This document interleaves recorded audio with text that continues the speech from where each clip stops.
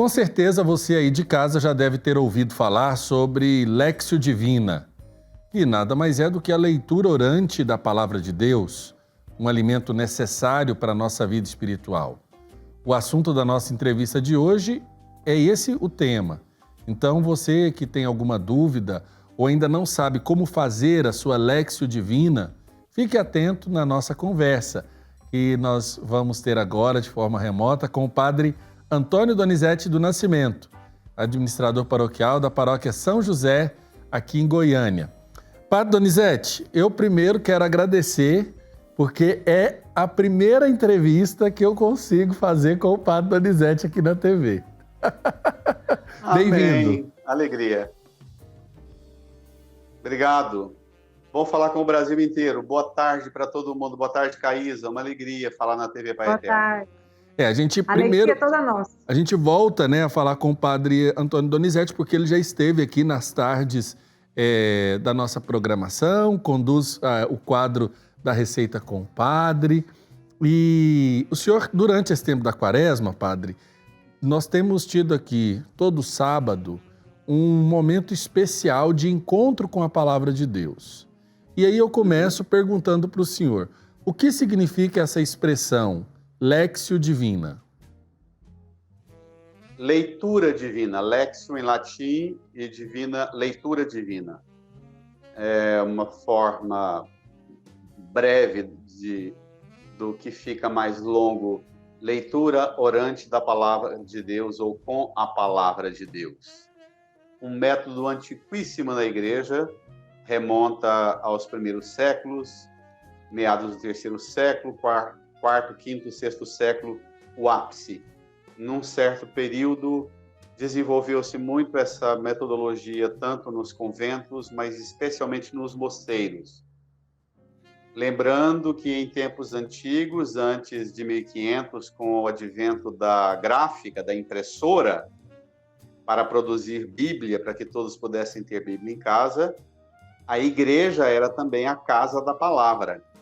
Então, era o lugar onde se guardava o livro sagrado da comunidade, porque cada um não tinha a sua Bíblia, cada um não tinha o seu livro em casa, aberta lá na mesinha da sala, ou para ser rezada todo dia. Então, as pessoas iam à missa no domingo e o contato das pessoas com a Sagrada Escritura era lá na igreja, o que lembra o papel da sinagoga, que também, em períodos antiquíssimos, a sinagoga era o lugar onde se guardava a Sagrada Escritura.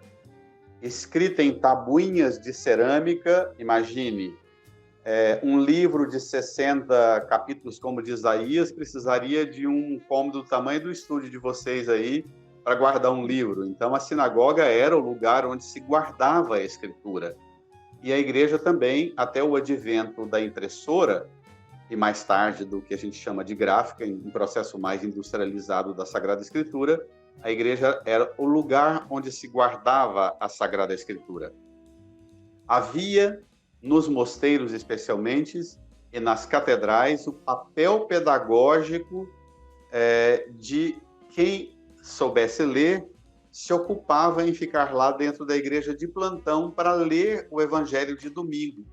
A pessoa, muitas vezes, há estudos muito preciosos da experiência das comunidades monásticas, a pessoa que morasse na zona rural, por exemplo, ou mesmo numa vila, ia para a igreja, ficava lá dentro da igreja escutando o Evangelho do domingo, sendo lido e relido, até que a pessoa alcançasse o sentimento de você, Padre Wellington, está lendo, eu e a Caísa ouvindo.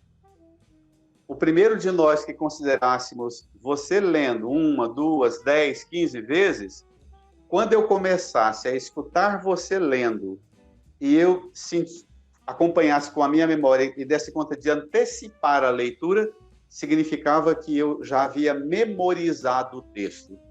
Tendo memorizado o texto, eu me levantava e ia embora. E assim, aqueles que se consideravam já ter dado conta de memorizar o texto para ser a sua memória o lugar onde se guardava o texto sagrado do domingo, a pessoa ia para casa com o texto memorizado. Muito bonito isso, não é?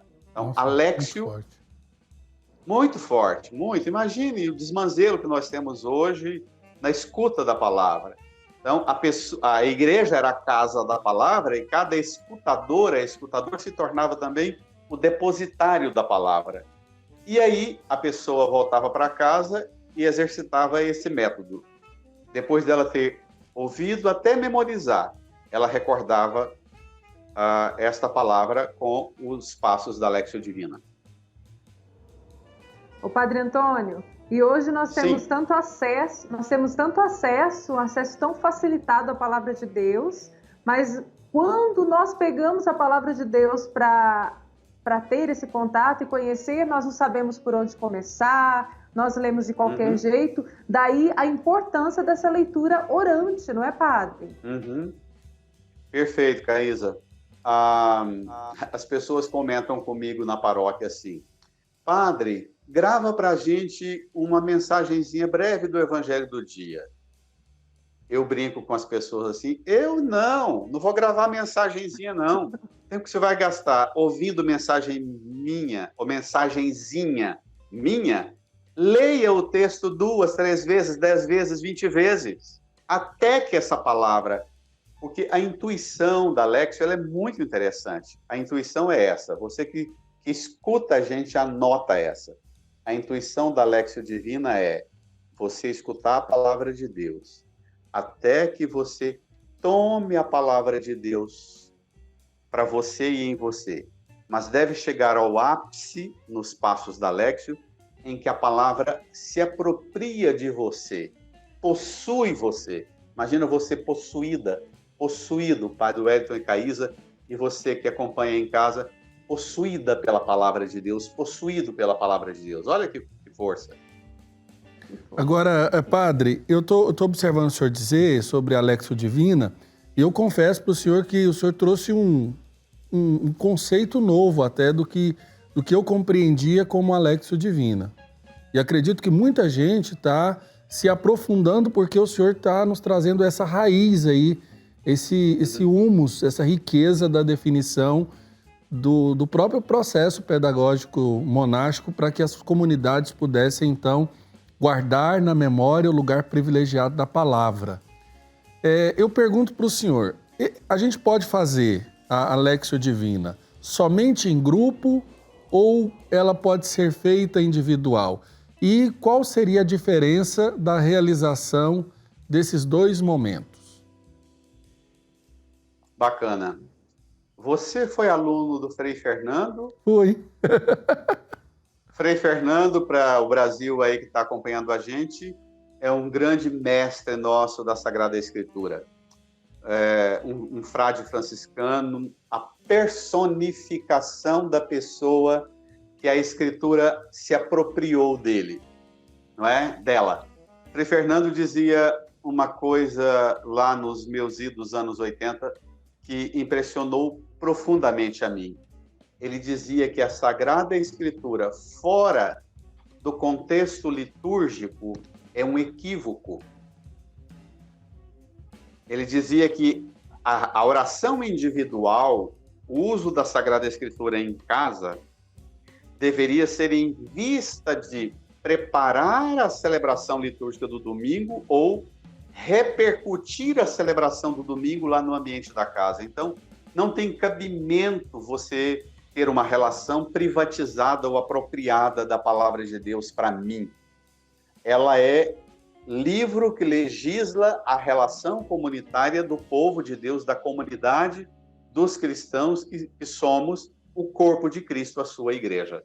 Então, isso é muito importante. A leitura da Sagrada Escritura, tanto feita por uma pessoa sozinho, imagina um vigilante que trabalha a noite inteira e que gosta, vários momentos da noite, vai lá ler a Sagrada Escritura. Uma enfermeira, agora no tempo da pandemia, seguramente ela não tem tempo disso, mas uma enfermeira na rotina de uma enfermaria, de uma UTI. Quantas eu conheço, médicos que vão à Sagrada Escritura várias vezes ao longo da vigília da noite no seu ambiente.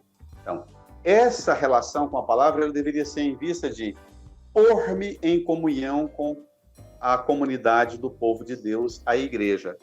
A Sagrada Escritura ela é o livro que conduz cada pessoa a criar uma vinculação de pertença a partir da escuta como membro e colar no corpo esse membro para formar o corpo de Cristo.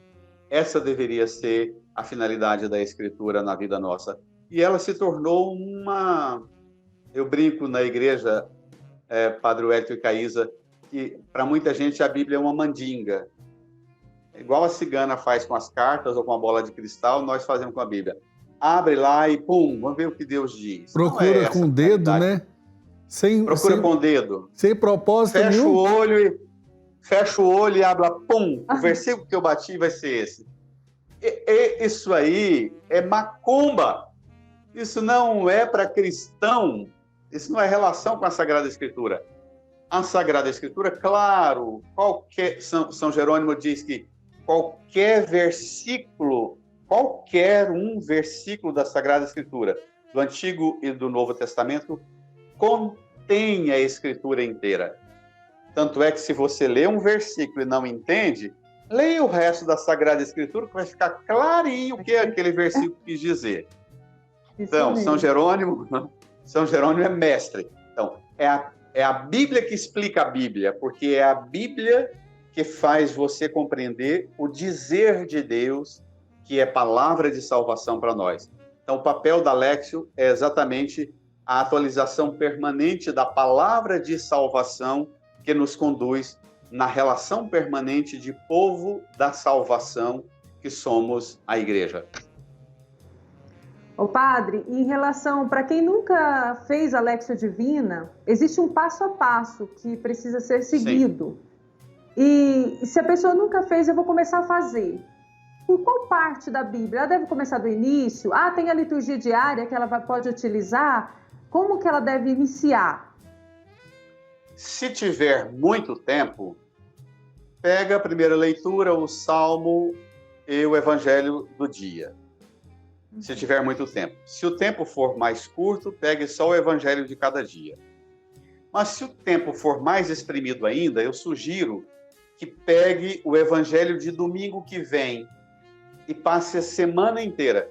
Eu faço esse método.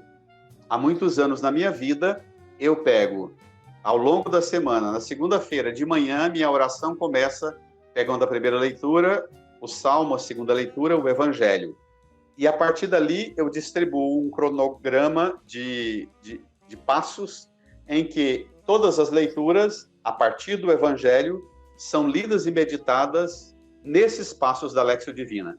Mas se você tem menos tempo ainda, pegue só o Evangelho de domingo que vem e comece, Caísa, a exercitar esse método, repetindo várias vezes esses passos da Lexio com o Evangelho de domingo que vem. De segunda a sábado, prepare-se para a celebração do domingo, para viver bem o domingo com o Evangelho de domingo que vem.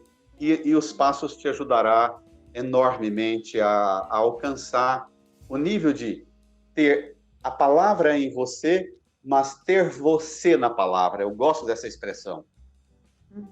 Agora, padre, a gente está tendo uma experiência de viver isso como uma proposta, acho que totalmente nova para quem está em casa, através da televisão. Acho que o primeiro ponto é observar que durante esse tempo, com o pedido que as autoridades fazem para que a gente fique mais tempo em casa, existe uma diversidade de canais a oferecerem programações, N programações. Sim. Mas a TV Pai Eterno tem um compromisso com a palavra e com a igreja. E é justamente focado nesse compromisso que está tendo essa proposta. Eu queria que o senhor falasse, do ponto de vista pessoal, como é que tem sido conduzir esses momentos todos os sábados aqui na TV. Primeiro é que é uma responsabilidade enorme. Qualquer besteira que a gente fala pode marcar profundamente e exige preparo. Então, se antes eu passava uma semana fazendo a Lexio de domingo que vem, agora eu estou 3 semanas, 2 semanas, 3 semanas com o Evangelho em vista da Lexio que precisa produzir. Considerando que nós temos um tempo, é um programa, não é o Marcos Túlios que dirige, tá? repete para a gente situar no que é a proposta. Então, é um programa em que a gente, no programa, apresenta o método a partir, concretamente, do Evangelho do domingo que vem. A primeira edição, o primeiro episódio, nós fizemos com as leituras todas, mas nós vimos que em 1 hora seria quase desonesto chamar de léxio, pegar a primeira leitura, Salmos, segunda leitura e o Evangelho e fazê-lo em 50 minutos. Não dá.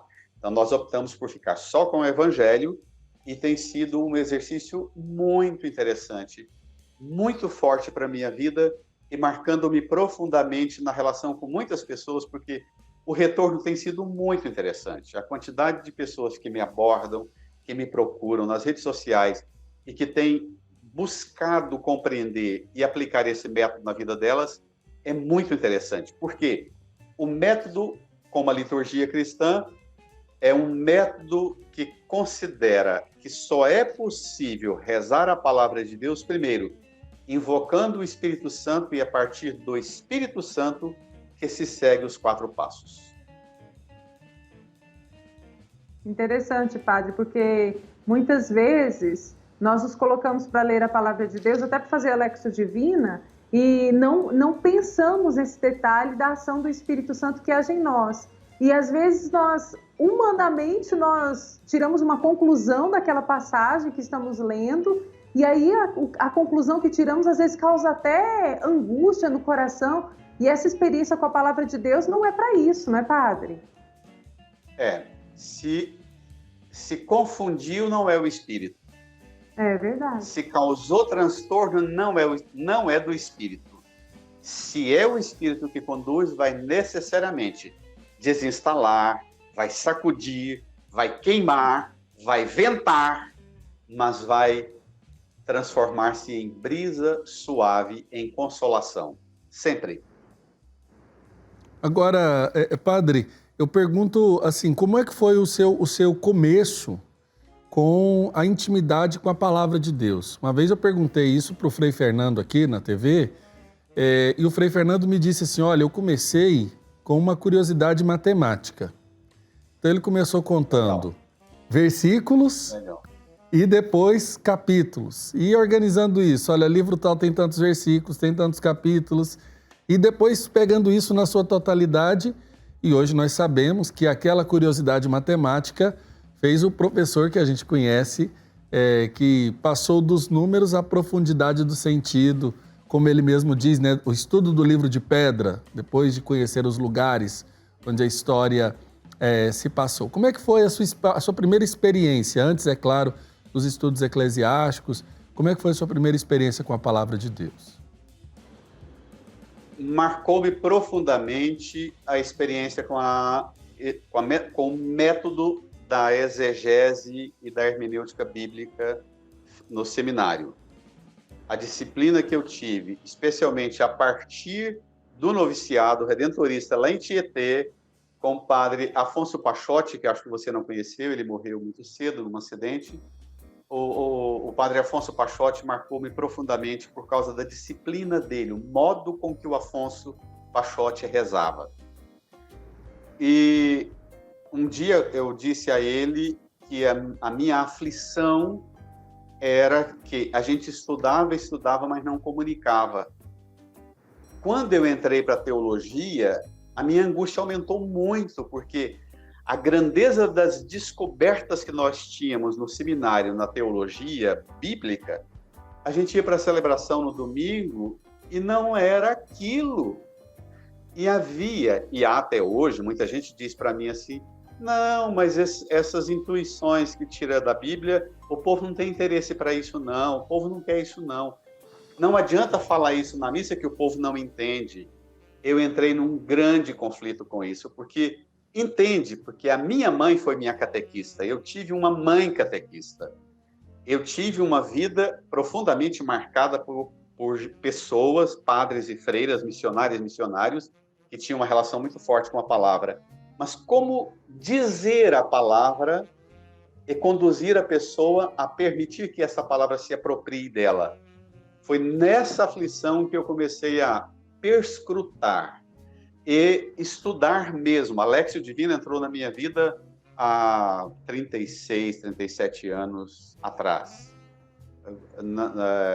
E a partir dali, eu pensava, essa experiência não pode ser só para mim, só minha. Eu tenho que dar conta de sistematizar e organizar o pensamento e a experiência de fé na comunicação da fé, na pregação da palavra. E foi em vista da comunicação da grandeza daquilo que a palavra realizava em mim que eu comecei a pôr-me numa disciplina de transformar e capacitar-me, qualificar-me para comunicar essa palavra. Muito bom. Ô padre, a questão também de entender mais a palavra de Deus para quem está começando, e às vezes vamos supor aquilo que o senhor disse. Eu li lá um versículo e não entendi. Vai lá no início do livro que você está lendo e começa a ler tudo. Isso facilita muito. Para mim, quando eu estava no programa Pai Passa na Frente, eu fazia muito essa experiência, me ajudou a conhecer. Lógico que não conheço nada em relação ao padre Wellington, ao senhor, mas como leiga mesmo, fazendo essa experiência. Modesta, né, padre Antônio? Demais. Modeste. Não, mas eu falo assim, que me ajudou muito, foi isso. Eu lia lá um versículo que a gente ia meditar no programa. Eu não estou entendendo o que está falando. Eu ia lá no início do livro e começava a ler tudo. Eu chegava lá no versículo e entendia. Então, assim, Deus fala muito com a gente também quando tem aquele esforço, né? E essa experiência com a palavra de Deus também nos faz crescer muito. Caísa, e hoje todas as Bíblias têm a introdução ao livro. Não é? Além das notas de rodapé, aquela introdução que tem em cada um dos livros. Quem é o autor? Que época ele viveu? Quais eram os elementos que compunham o universo que possibilitava que aquele autor deste texto tivesse essa visão e comunicasse essa visão de Deus e visão de mundo? A mim marca profundamente, eu faço isso praticamente todos os dias, Caísa.